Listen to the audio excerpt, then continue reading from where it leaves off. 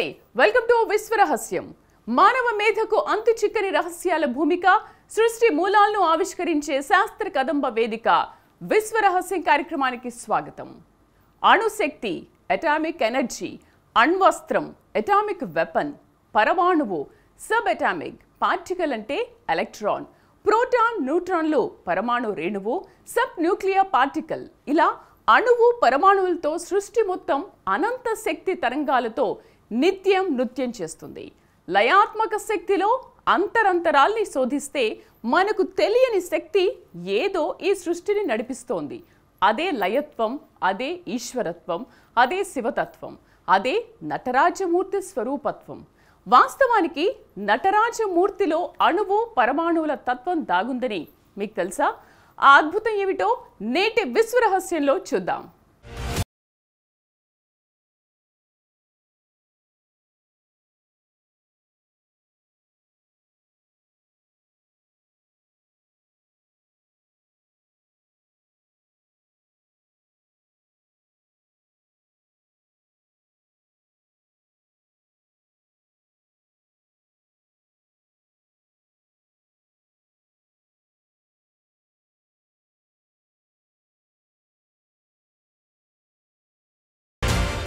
చరాచర జగతిలో కదిలే విశ్వవ్యాపక అణువుల నాట్యం మన నటరాజమూర్తి.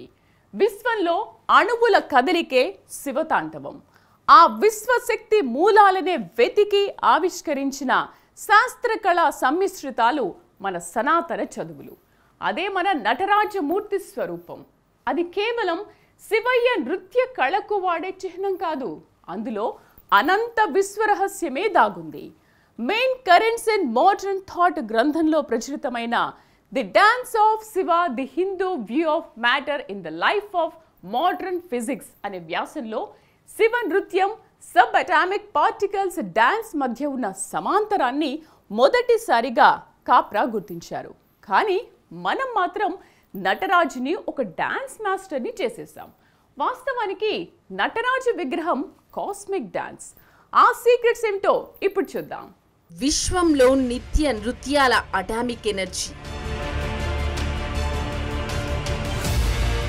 అటామిక్ పార్టికల్స్ లో దాగిన ఈశ్వరుడు, అణువణువులో అంతుపట్టని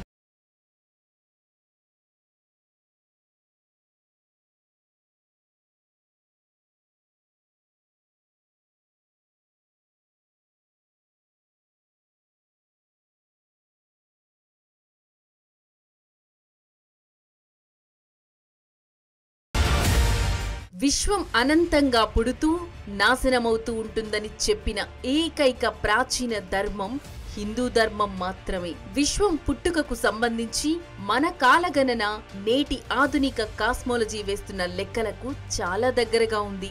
ఆధునిక భౌతిక శాస్త్రవేత్తలు బ్రహ్మ ఒక పగలు రాత్రి కలిపి 8.64 బిలియన్ సంవత్సరాలని చెప్పారు.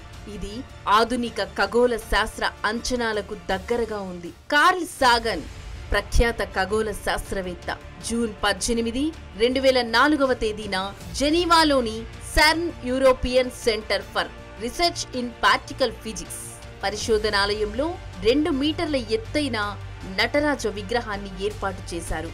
ఈ పరిశోధనా కేంద్రంతో ఉన్న అనుబంధం దృష్ట్యా భారత ప్రభుత్వం ఈ విగ్రహాన్ని సెర్న్ కు బహుకరించింది.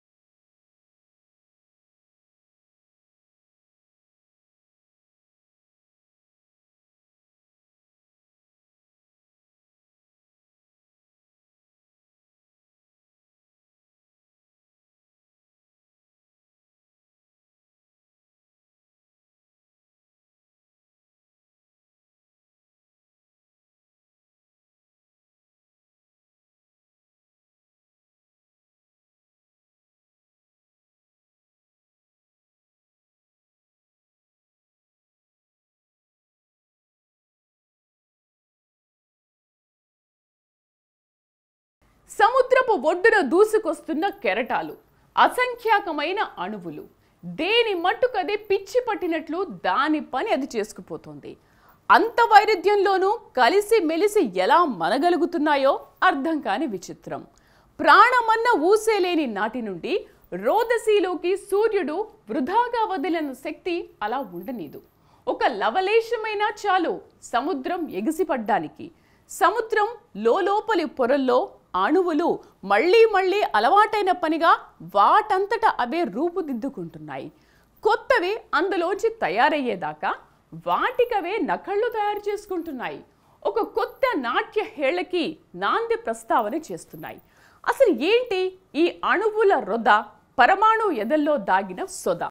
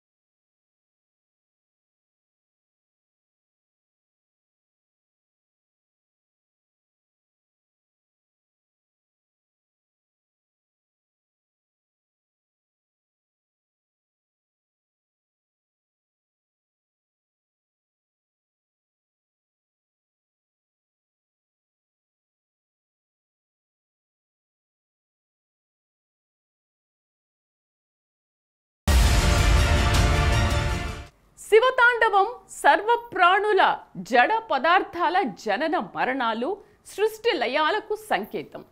భరతనాట్య కళారూపంలో రంగస్థలం మీద మనం చూసే శివతాండవం కేవలం రసాత్మక ఆవిష్కరణం మాత్రమే. అంతర్గతంగా నటరాజ ముద్రలో మనకు తెలియని అనంత విశ్వతత్వం నర్మగర్భంగా దాగుంది. అదే కాస్మిక్ డాన్స్, అణువుల నృత్యం. ఇది సృష్టించగలదు, నాశనము చేయగలదు. అందుకే లయత్వానికి ప్రతీకగా భావించే శివుడు ఆగ్రహిస్తే ప్రళయం వస్తుందని చెప్తారు. సో లయానికి, ప్రళయానికి నటరాజ స్వరూపం ఒక సింబాలిక్. శివతాండవ స్వరూప స్వభావాన్ని ఫ్రిడ్జ్ ఆఫ్ కాప్రా ఎంతో హృదయంగా వర్ణించారు. నటరాజ భంగిమలో డమరుకాన్ని పట్టుకున్న హస్తం సృష్టికి ఆధారమైన శబ్దాన్ని సూచిస్తోంది. ఎడమ చేతిలోని అగ్ని వినాశనాన్ని అంటే ప్రళయాన్ని సూచిస్తుంది.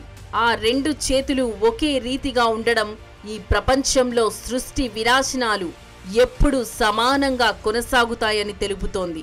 రెండు బాహువుల మధ్య ఉన్న నిర్వీకారమైన నటరాజు ముఖం సృష్టి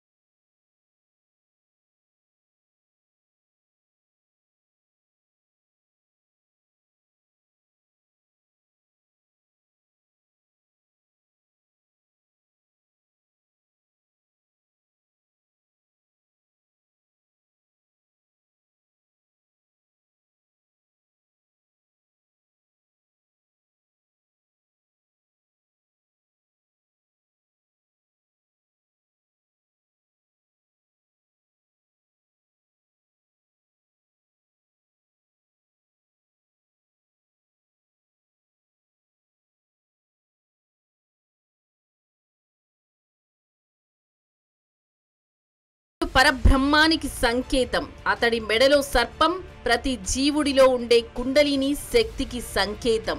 వెన్నులోని 7 చక్రాలను మేల్కొల్పడమే కుండలిని శక్తిని మేల్కొల్పడం. శివుడి రుద్ర తాండవం ఈ జగత్తు నాశనానికి సంకేతం.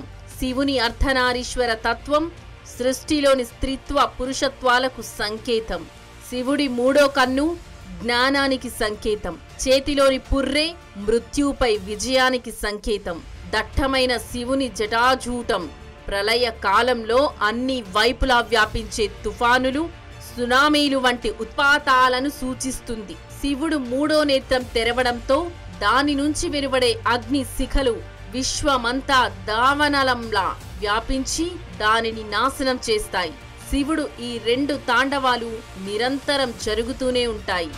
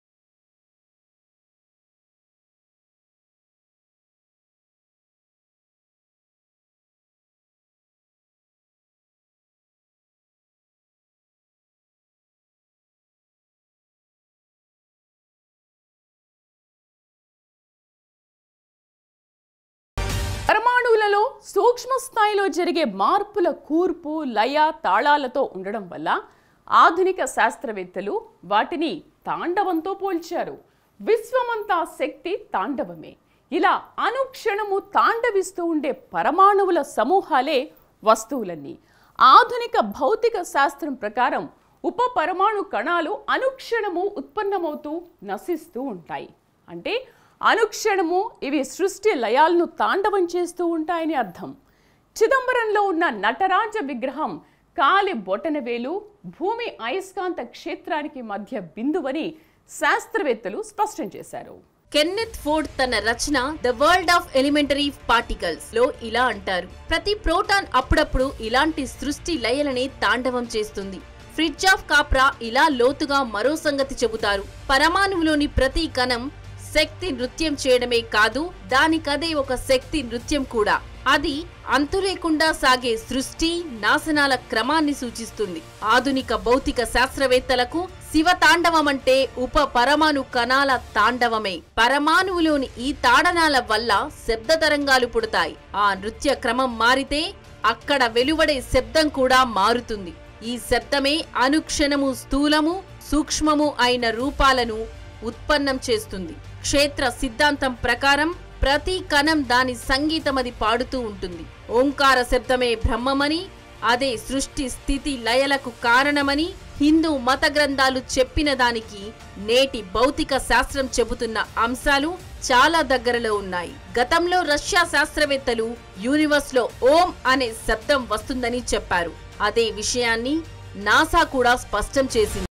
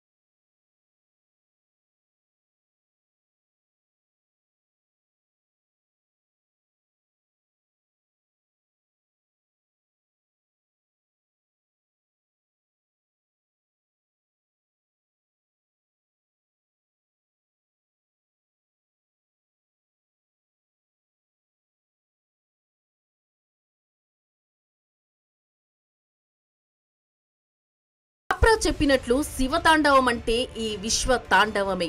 అది అనంతమైన రీతుల్లో సాగే అలుపెరగని శక్తి ప్రవాహం.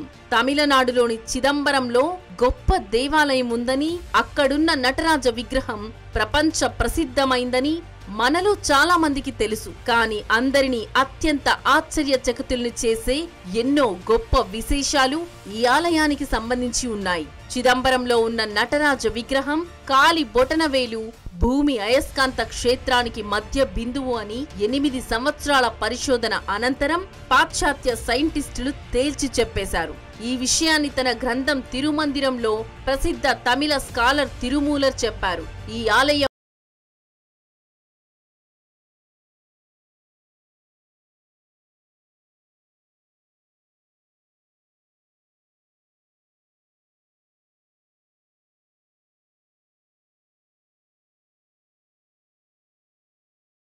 పంచభూతాలని మనం చెప్పుకునే భూమి, ఆకాశం, వాయువు, నీరు, అగ్ని తత్వాల్లో చిదంబరం ఆకాశానికి ప్రతీక, కాళహస్తి వాయువుకు ప్రతీక, కంచిలోని ఏకాంబేశ్వరుడు భూమికి ప్రతీక.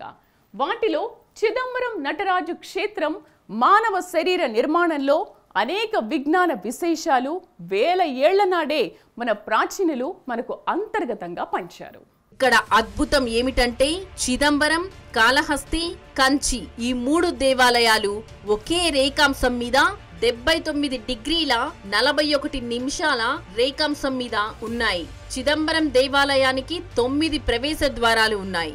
మానవుడికి నవరంధ్రాలు ఉంటాయి. చిదంబరం దేవాలయంలో పైన 21,600 బంగారపు రేకులు తాపడం చేశారు. మానవుడు రోజుకు 21,600 సార్లు గాలి పీలుస్తాడు. 15 × 60 × 24 = 21,600. ఆ బంగారపు రేకులు తాపడం చేయడానికి 72,000 బంగారపు మేకులు వాడారు. మన శరీరంలో ఉండే నాడులు 72,000 అని ఆయుర్వేదం చెబుతోంది. దేవాలయంలో పొన్నంబలం కొంచెం ఎడమ వైపుకు ఉంటుంది. అది మన హృదయ స్థానం. అక్కడికి వెళ్ళడానికి పంచాక్షర పడి ఎక్కాలి. అది నా ప్లస్ మా ప్లస్ సి ప్లస్ వ ప్లస్ యా పంచాక్షరిని సూచిస్తుంది. కనక సభలో 4 స్తంభాలు, 4 వేదాలకు ప్రతీకలు. పొన్నంబలంలో 28 స్తంభాలు, 28 శైవ ఆగమాలకు ప్రతీకలు. శివారాధన పద్ధతులు ఇవి 64 × 64 దూలాలను సపోర్ట్ చేస్తున్నాయి. 64 కళలు ఉన్నాయని రుజువు ఇది. అంతేకాదు అడ్డు దూలాలు, రక్త ప్రసరణ నాళాలు, 9 కలశాలు, 9 రకాల శక్తికి ప్రతీకలు. అర్ధ మంటపంలోని 6 స్తంభాలు 6 శాస్త్రాలకు ప్రతీకలు. ప్రక్కన ఉన్న మంటపంలోని 18 స్తంభాలు 18 పురాణాలకి ప్రతీకలు.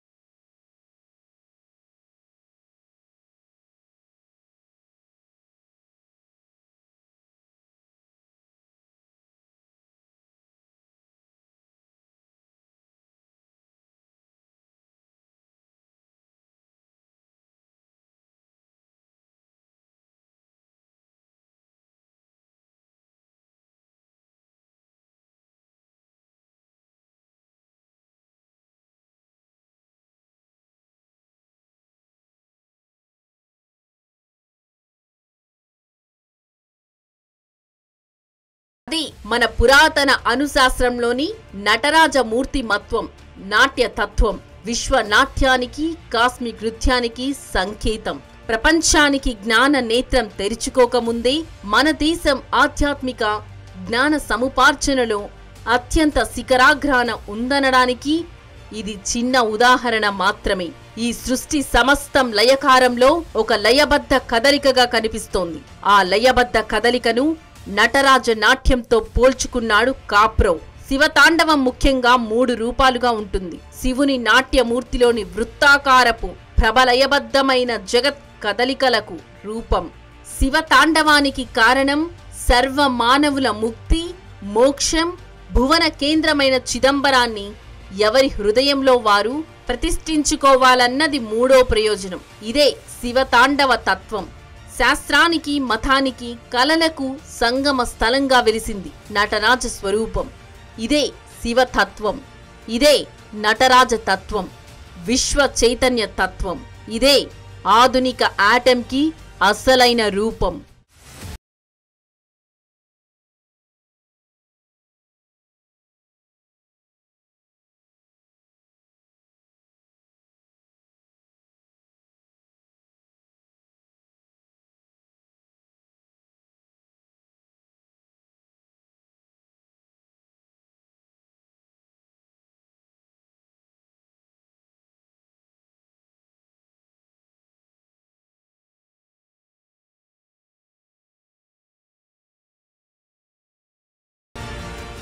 మన ప్రాచీనుల శాస్త్రీయ దృక్పథాన్ని గంభీరంగా మోస్తూ మన ప్రాచీన విజ్ఞానాన్ని నేటి తరానికి పంచిన మహర్షులకు, నటరాజమూర్తికి సెల్యూట్ చేద్దాం. మరో విశ్వరహస్యంతో మళ్ళీ కలుద్దాం. This is Sridevi signing off.